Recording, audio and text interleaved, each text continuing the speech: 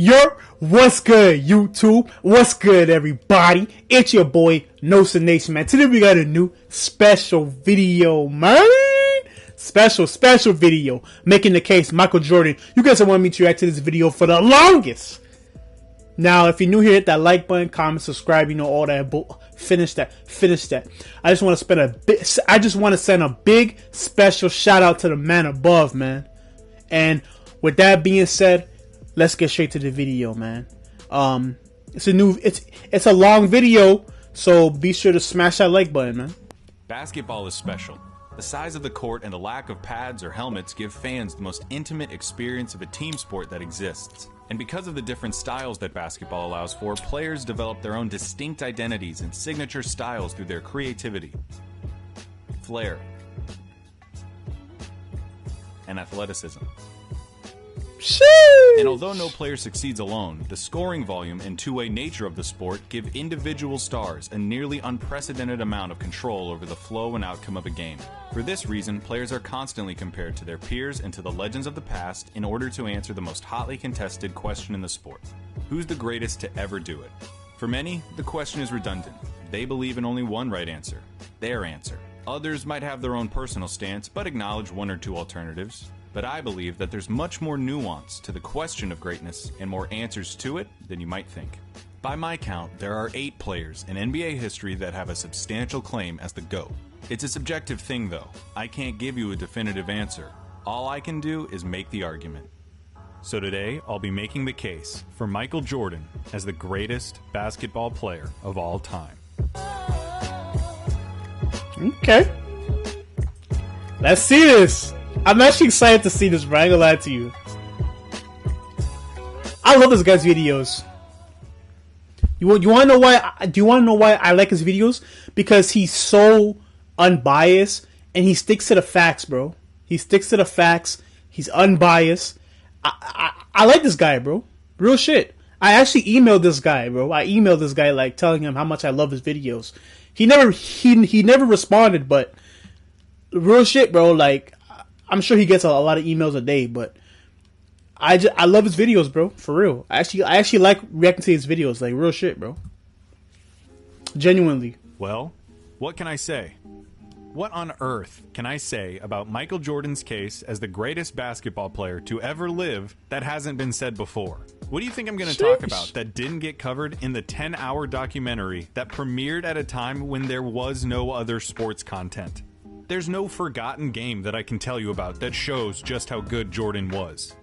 We've all seen those. So, some of y'all wanted me to react to The Last Dance, and the reason why I'm not going to react to it is because, number one, it might get blocked. You know how like Netflix is and shit like that with you know, like people using their footage and shit like that. Number one, it might get blocked off YouTube. Number two, I already seen The Last Dance, bro. Like as it dropped. Like, bro, when it dropped, there was nothing on, bro. There was no sports, no basketball, nothing. So, when I watched it, like, I watched it at the time when there was nothing on TV. But sports related. So, I already watched everything, bro. So, I don't need to go back and react to everything again, like, and watch it again. I don't gotta watch it again, because I already watched it. You feel what I'm saying? Games. Every possible angle of the Michael Jordan case has been dissected inside and out. And I don't want to come on camera and fake it on camera and be like, yo, I didn't know that, when I already seen it, bro. You know what I'm saying? There are no original takes when it comes to the subject. Michael Jordan is a ubiquitous figure in large part because he was and is a brand. And what do American advertisers love more than good brand? The good people at McDonald's, Nike, Gatorade, and the NBA itself succeeded in making sure that damn near everyone in the world knew that Michael Jordan played in the NBA and that he was a winner. I mean, shit, I got Jordans. You see the number 23. Shit, I got Jordans, right? Y'all want to see? Y'all want to go see? Oh, it's over there. I'm too lazy. Free anywhere. Don't you immediately think of Michael Jordan? I mean, even if you're a LeBron fan, you have to admit that that is Michael Jordan's number.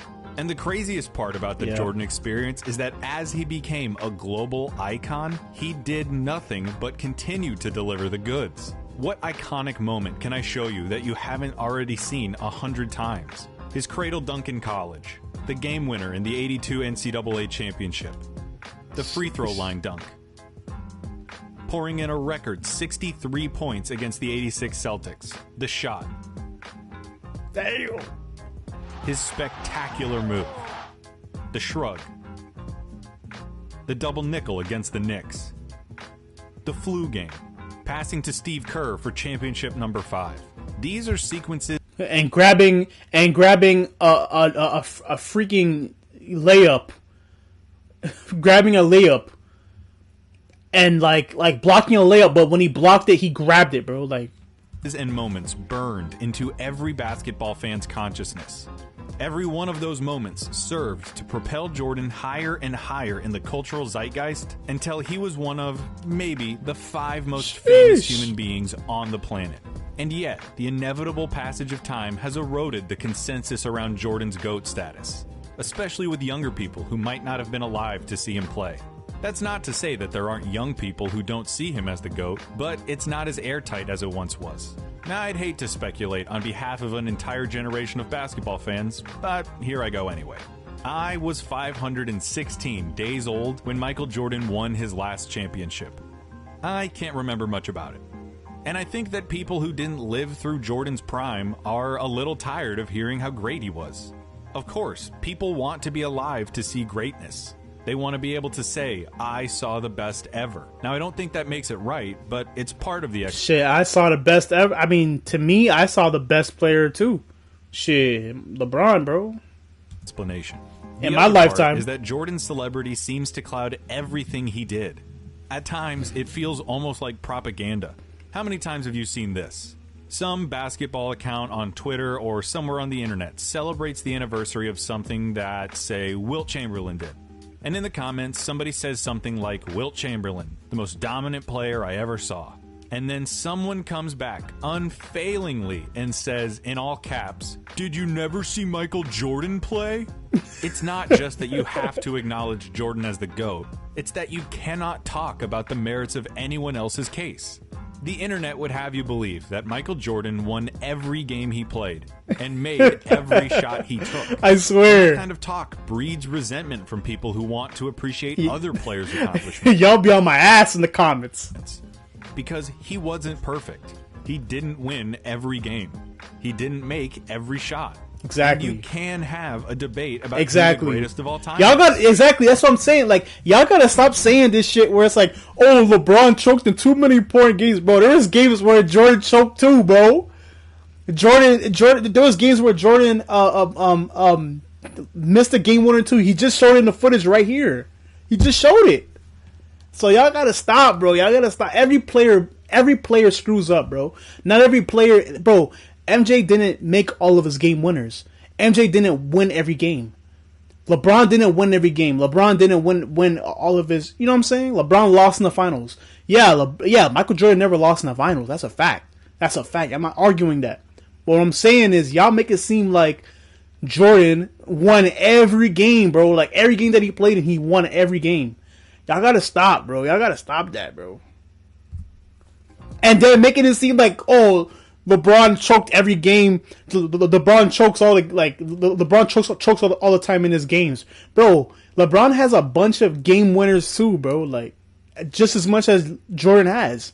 So I don't know why y'all keep saying that, bro. I ain't saying everybody says that. I'm saying the ones that be saying, "Oh, LeBron choked into his games, bro." Jordan choked in games too, bro. Like it's not. I ain't saying consistently. Like, it's not consistent. You know what I'm saying? Like, Jordan didn't choke in all of his games, but there is some games where Jordan did miss a game winner. It's normal. You make shots, you miss shots. You know? But y'all make it seem like Jordan won every game that he played in. Like, come on, man. Clayton, what the heck, dude? I thought this was supposed to be a video about why he is the GOAT. It is. All of that is just to say that that's how this is going to go. I'm not going to try to convince you that he was perfect.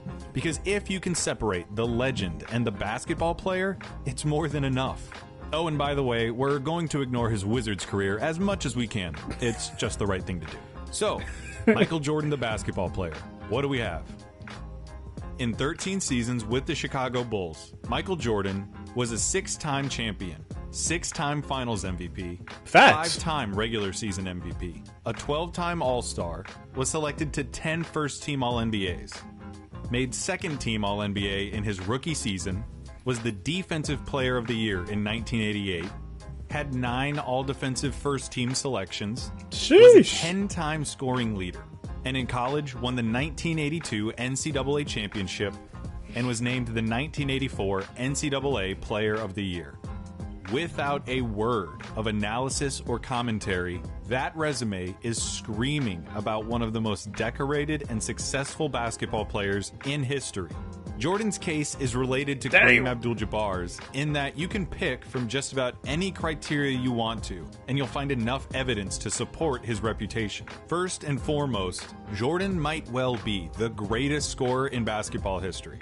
Ignoring his 2 Facts. years with the Wizards, Jordan's scoring average was 31.5 points per game. Michael Jordan in a Bulls jersey scored more points on an average night than any other player ever.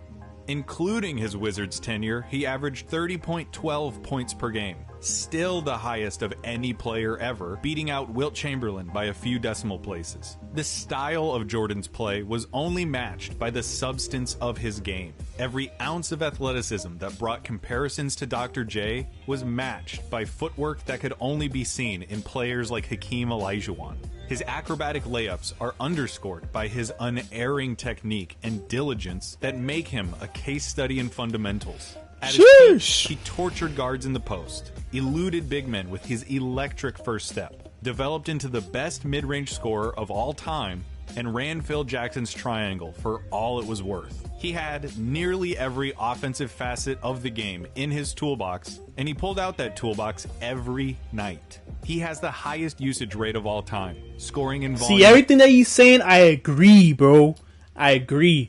But yo, y'all, some of y'all in the comments, bro, y'all be acting like this man is like the most perfect, like he won every game every year, like y'all acting like he won every game he won. Like, I get it, bro. I get it, bro. He won a lot of games, bro. But bro, y'all gotta understand, bro. Like, listen, I didn't live in those times, but I'm sure there was some games where that was important that Jordan did miss a game winner or two, bro. I'm sure there was, bro. Like, come on, man. There's 82 games in the season, bro. You know what I'm saying? Like, come on, bro. But y'all making it seem like he every game he won every single game that he was. Come on, bro. Stop it. On a nightly basis.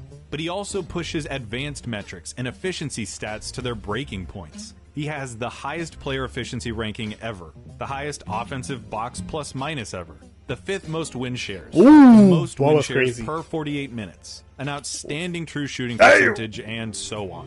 It is unfathomable to me that Jordan combined such unprecedented volume with such pristine efficiency.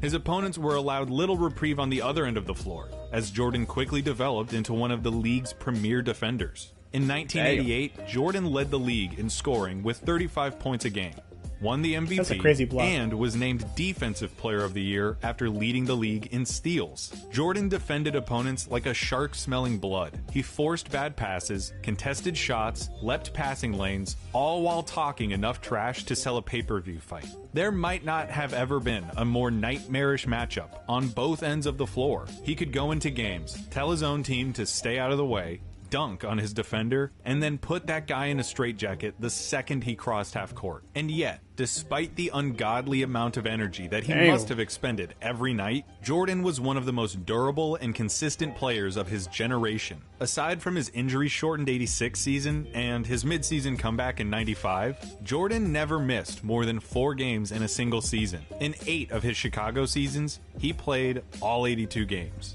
The objective of a basketball game is to score more points than your opponent, right? So you'd love a player who can score a buttload of points. You'd also love a player who keeps the other team from scoring points. When you put those two things together, the best scorer ever and one of the most tenacious defenders in history, you get Michael Jordan, whose peak reaches into uncharted airspace. Michael Jordan, at his best, was better than everyone, Plain and simple. He would score, defend, and play in such a way that made winning second nature. No one else has ever tasted the air at the top of peak Jordan. Once he got to the top of that mountain, he was looking down at everyone else. But what about before then? I hear the skeptics among you ask. And that's a fair point. He wasn't always that guy. Before the Bulls broke through in '91, Jordan suffered defeat in the playoffs to the Milwaukee Bucks, the Boston Celtics, and most memorably, the Detroit Pistons. And I've seen this misconception. And look, all those teams were stacked, bro. I'm not gonna lie. All those teams were stacked. They were all stacked. They were all good teams, great teams. You know what I'm saying? But y'all gotta. We have to acknowledge that too. We have to acknowledge that too. Jordan was not that guy back in the day, but before the championships. I don't understand. Those losses all took place while Jordan was still basically on his own without Phil Jackson and Scottie Pippen. And that's obviously not correct. All 4 of the Piston losses took place while Scottie was on the team. And in 1990, Phil Jackson was the coach, and the Bulls won 55 games, just 4 fewer than the Pistons. You can blame it on whatever. Injuries, the Pistons' patented Jordan rules, and even Jordan himself. It's a fair point of criticism to point out that Michael Jordan's Bulls lost in the playoffs early in his career. However, you can't stop. Oh yeah, and like this is off topic, by the way. It's a side note. Everybody that comments like great reaction, good reaction. I enjoyed your reaction. Like, I really appreciate you, bro. For real. Like, I really appreciate you saying that, bro. For real. Like, honestly, bro. Like, that's the reason why I keep going, bro. That's the reason why I keep uploading these videos for you guys. You know? Thank you, man. For real. The conversation there. Yeah, the Bulls got swept by the '86 Celtics, but come on. That team is pretty universally regarded as Bird's best team and one of the best teams of all time after they went on to win the title. That's the true. fact that Jordan hung 63 on them, a record that still stands, is outstanding. It's crazy. The '87 Celtics also made the finals. So did the '88 Pistons, and the '89 Pistons, and the 1990 Pistons. Of Jordan's 6 pre-title playoff losses, 5 of them made the NBA Finals, and 3 of them ended up winning the whole thing. They're losses nonetheless. But it wasn't like he was being beat by the Washington Generals. He was losing and sharpening his teeth against the best, for whatever it's worth. And it's worth something.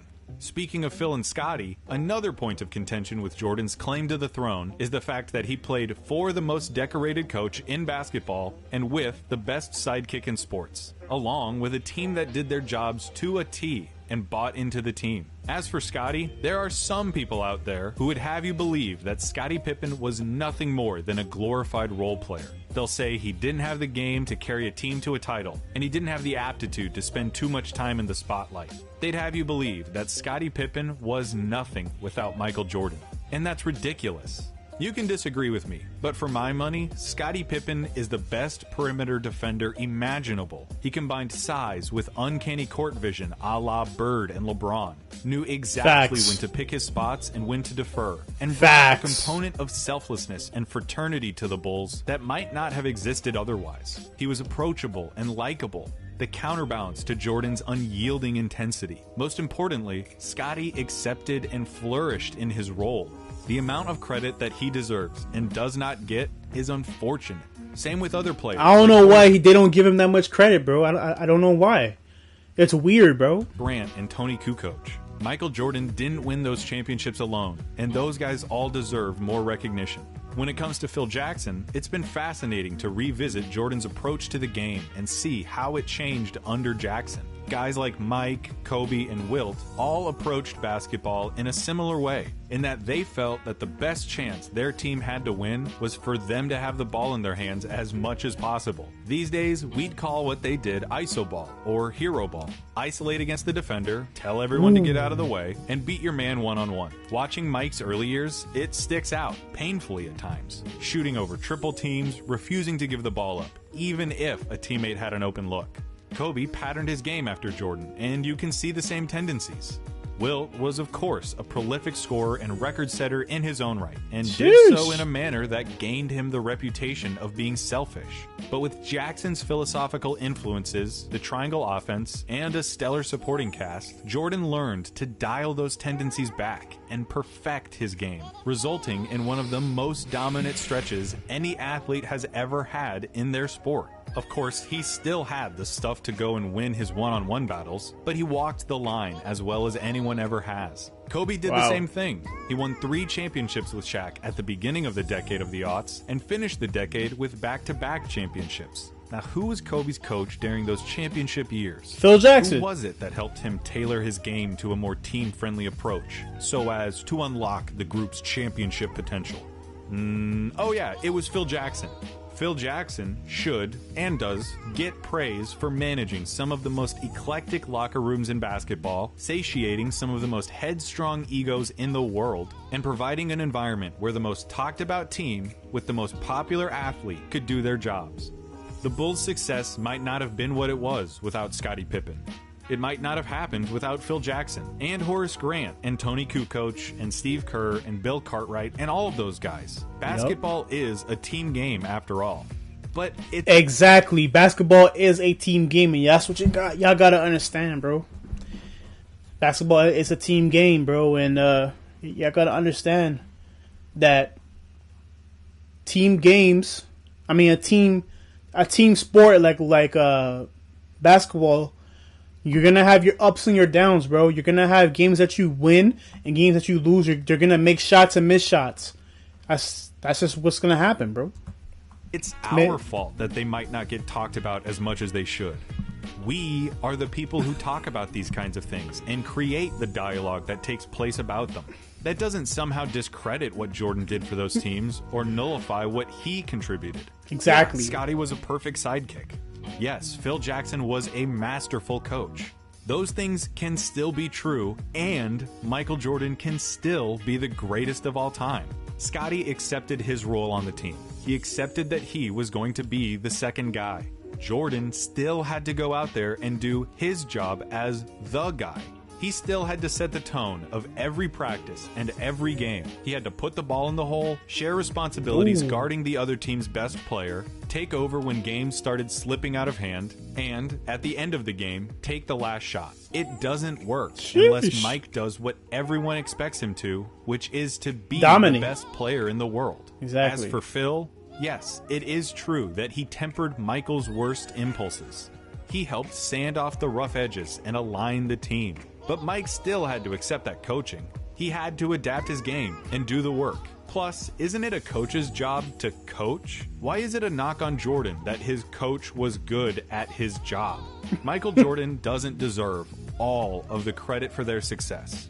But he does deserve the lion's share of credit because he shouldered the lion's share of responsibility of such an incredible team. That's right. How incredible of a team were they? Well, the 1996 Chicago Bulls finished the regular season 72-10. That's more wins than anyone. 72-10, and they won the championship. Something that Golden State couldn't do.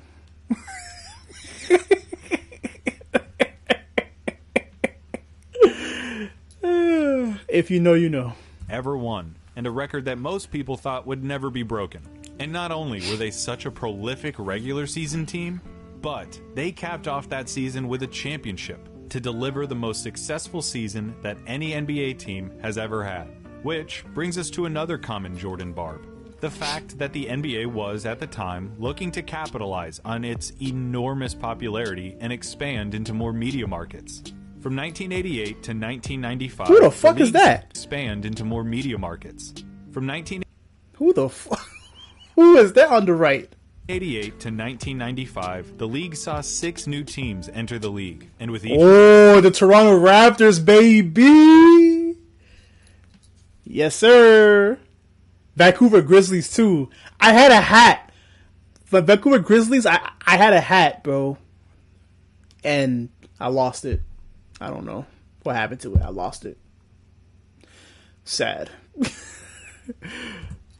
New team, the talent pool of the league got a little more diluted and a little more diluted. As far as I'm concerned, this is a perfectly valid point to bring up when discussing whether or not 72 wins validates the 19. Yo, I ain't gonna lie. The NBA should deadass like expand, bro. Like they should have a team in Seattle Supersonics, like Seattle Supersonics. They should have a team in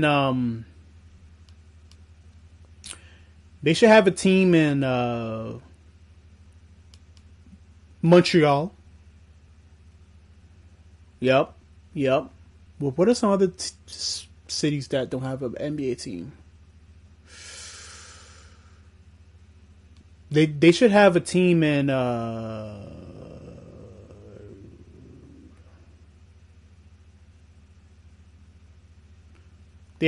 they should have a team in like New Jersey. Yep. I mean, they had the Nets, but the Nets, they relocated, but they should have a team in New Jersey, bro, for real. Like dead ass. Bulls as the best basketball team of all time. I don't think it disqualifies them in the same way that I don't think that just taking 72 wins at face value automatically puts them at the top. But when people try to say that Michael Jordan played in a weak era or didn't face tough competition, it makes me want to pull my teeth out with pliers. We know who Jordan was losing to, so who is he beating once his reign began? John Starks, Charles Oakley, and Patrick Ewing on the New York Knicks, the Bad Boy Pistons, Magic Johnson, Clyde Drexler, Dominique Wilkins, Charles Barkley, Alonzo Mourning, Larry Johnson, Tim Hardaway, Shaquille O'Neal, Penny Hardaway, Gary Payton, Sean Kemp, Chris Webber, John Stockton, Karl Malone, and Reggie Miller. Basically every relevant basketball player from the 1990s beside David Robinson and Hakeem Olajuwon.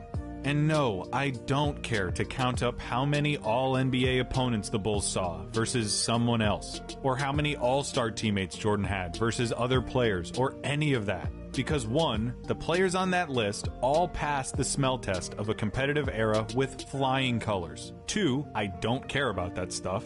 And three, because, like I have said and will continue to say, everybody has advantages. Everybody. You become great by capitalizing on the moments when everything lines up for you. You seize the opportunity and press the advantage. So what if the Bulls were expected to win? They did win. And they were expected to win because Michael Jordan tipped the scales in their favor against everybody.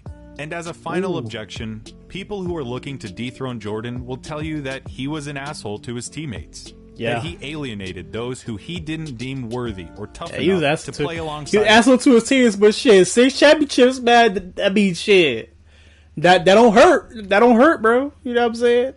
And he refused to respect or trust them, and that is a fact. He was an asshole. He punched multiple teammates in the face, belittled his peers for mishandling passes, and spoke to his teammates in a way that would not fly in 2020. It's a fact that feels especially stark when you take into account the impact that more reserved and compassionate leaders like Tim Duncan and Bill Russell had on their teams. It is possible to win in the NBA without being a jerk, but it's also possible to win while being a jerk.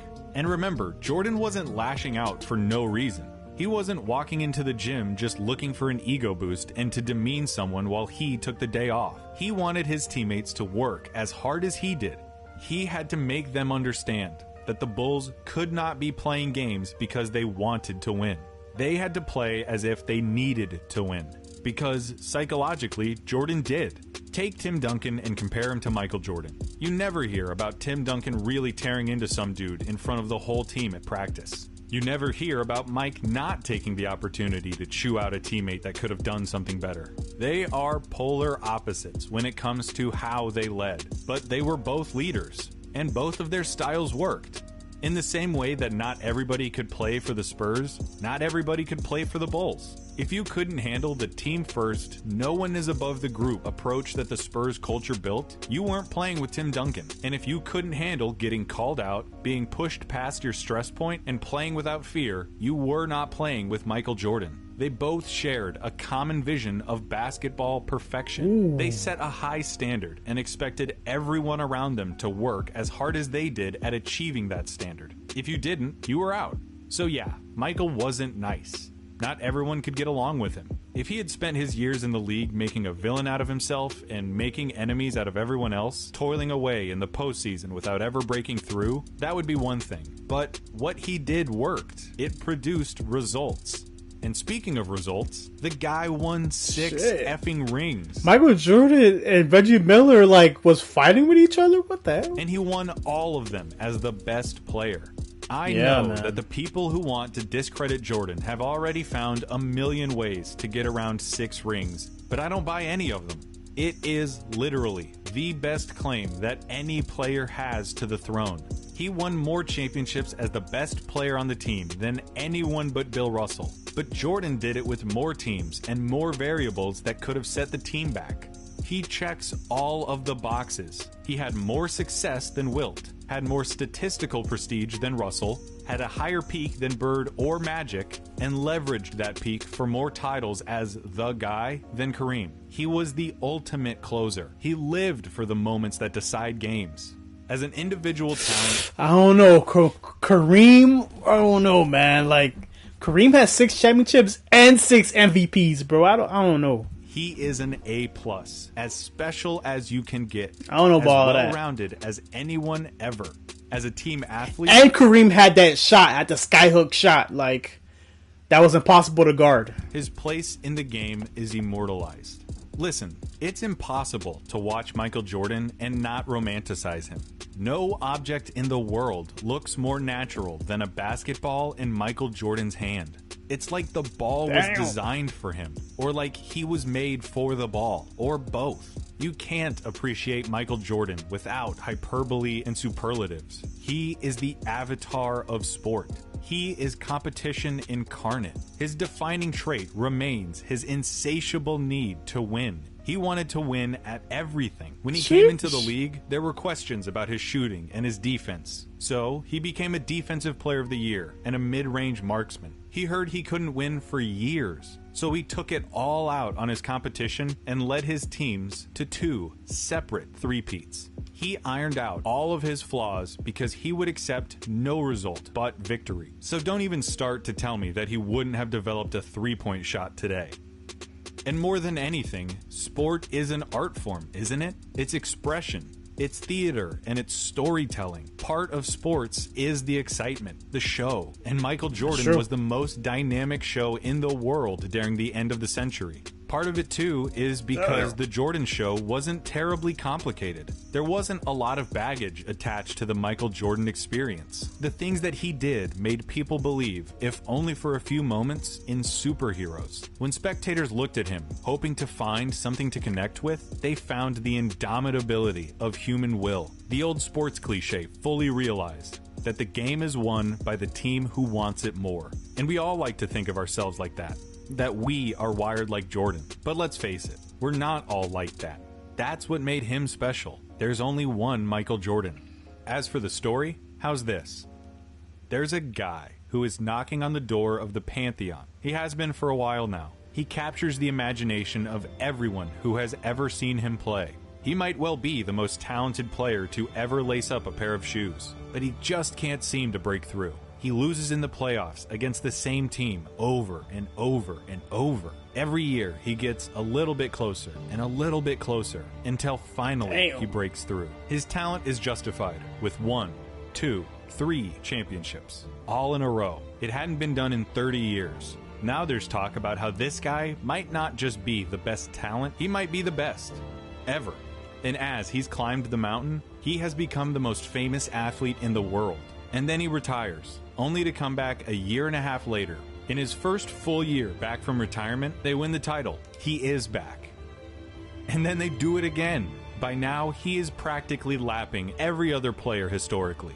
Every image of Michael Jordan in recent memory is of his team holding the trophy. By 1998, he had won 5 championships in 7 years, 3 in a row, and then back to back. And now it was the end, the last year of everyone's contracts. The team's blowing it up. This is their last ride, the last dance. They're running the last dance, but they climb all the way back up the mountain to the top. They're back in the finals. The target on their backs has never been bigger. The pressure has never been heavier. In Game 6, on the road, looking to wrap up an unprecedented second three-peat in a game with more people watching than in any other game. It goes down to the wire. The Utah Jazz won't go away. Unfortunately for them, they're playing against Michael Jordan, who saved his best for last. Here is Michael Jordan's final shot as a Chicago Bull. Jordan, open. But what an ending, man. That's an ending. For real. Bro, if Michael Jordan would have just retired after he made that shot, after that finals, bro, that would have been, like, perfect, bro. That would have been, like, a storybook ending. Man, what a dope video. What a dope video. I'm speechless, bro. But what a dope video. It was a good video. Like I said, like 3 times. Sorry, guys. I'm hungry as hell, man. Like, I haven't eaten, so I'm about to go eat. But yeah, if you guys enjoyed that reaction, hope you guys are having a blessed day. If you guys enjoyed that reaction, hit that like button, smash that like button. And also, I just want to let you guys know that never give up on your dreams, bro. And with that being said, I'm out, man. Thank you for watching, and have a blessed day. That being said, man, I'm out, man. Peace!